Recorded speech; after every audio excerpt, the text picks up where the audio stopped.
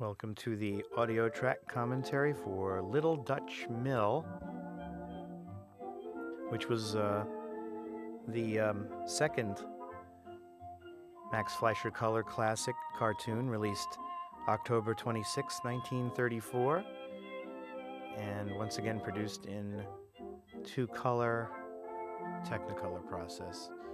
I am joined now by Mike Kazala, who is a cartoonist and animator and a Max Fleischer aficionado. Hello, Mike. Well, hello. And we will watch these with you and make witty observations. And these are great cartoons. I just love these films. There's that three-dimensional stereo-optical process that they invented. I like in the early ones, they seemed to go for building large set pieces, large sets. And as they continued to use that, they would just, use them for backdrops like this scene. Well, yeah, they want to lend it a sense of scale near the beginning to give you a mental picture of where you are.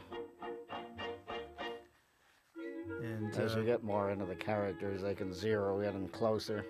What do you think of when they did these two-color cartoons? They were very clever with color, their use of it. They were able to make colors like brown and orange, obviously, out of the two colors they had. Well, with the two-strip Technicolor, you had 2/3 of the spectrum, red and green, which also meant that you could get yellow or brown or anything that didn't require blue. Although poor Cinderella was in Cinecolor, which was a red cyan process. I hate these neat and clean. Yeah, this is the Technicolor process. I mean.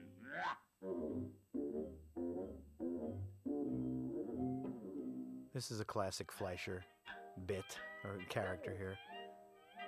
They're more comfortable with the crazy characters, with the wild characters, like this miser is a great character for them. Doing sweet stuff, Disney-esque stuff was definitely alien to these guys, and although they make a wonderful attempt at it here. Even doing the little duck, it seems odd for the Fleischers. They're used to Bimbo or some little cross-eyed character walking around. But this miser looks like he just stepped out of Minnie the Moocher or something. Or the Old Man of the Mountain. The Old Man of the Mountain.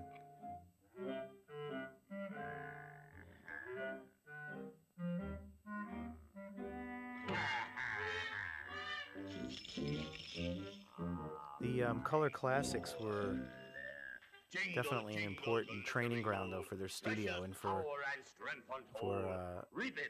improving the art that they were doing, improving the animation art that they were doing. They had the humor down, and I think they were trying to catch up to Disney, as every studio was. Maybe in a way that was a mistake, because the Fleischers had their own head. They had their own point of view, and it was unique, fun, different. And Disney-fying it really was just going along with the trends of the time, but they lost a little of their personality, ultimately, but not here. That's a good shot. That's great, with the blades of the windmill. Yeah, they would have actually been moving the windmill blades a frame at a time. Because they were shooting at the same time they were shooting the cells. Right.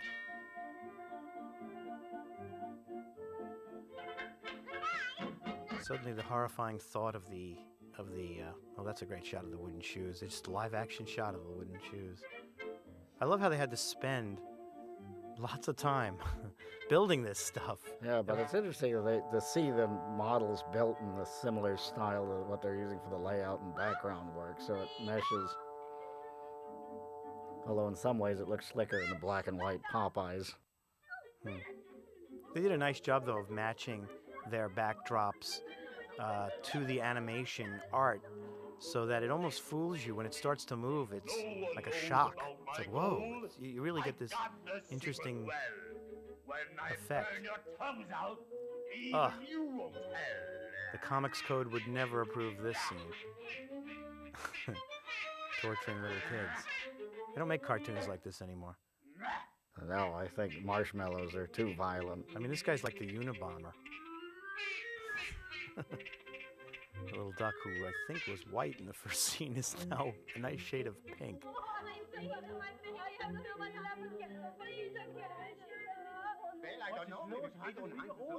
The first Out of the Inkwell experiment was produced in 1918, and this led to a series of shorts featuring Coco the Clown, who was originally Dave Fleischer in a clown suit being rotoscoped.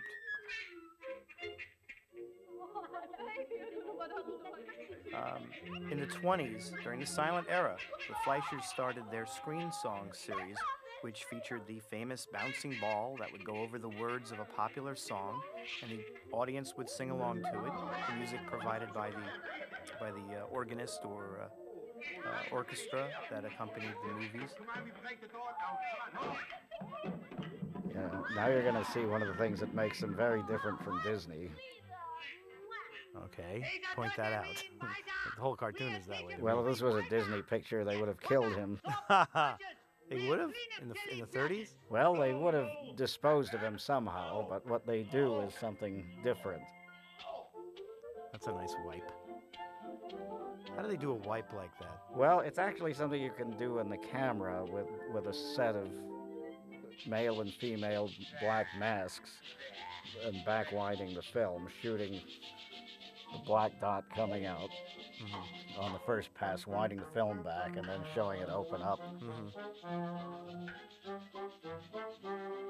See, the Fleischers had a tendency to try to find more reconciliatory endings to some of their cartoons, like this one, trying to rehabilitate the man, which is something that Disney would never have done.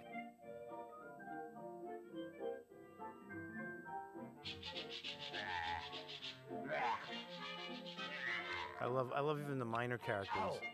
They look like Kim Deitch or Gene Deitch characters, don't they? Yeah. That weird underground comics thing going. Well, look me over here. How beautifully fixed up my home. Great dialogue here, which I'm positive was improvised by the voice man.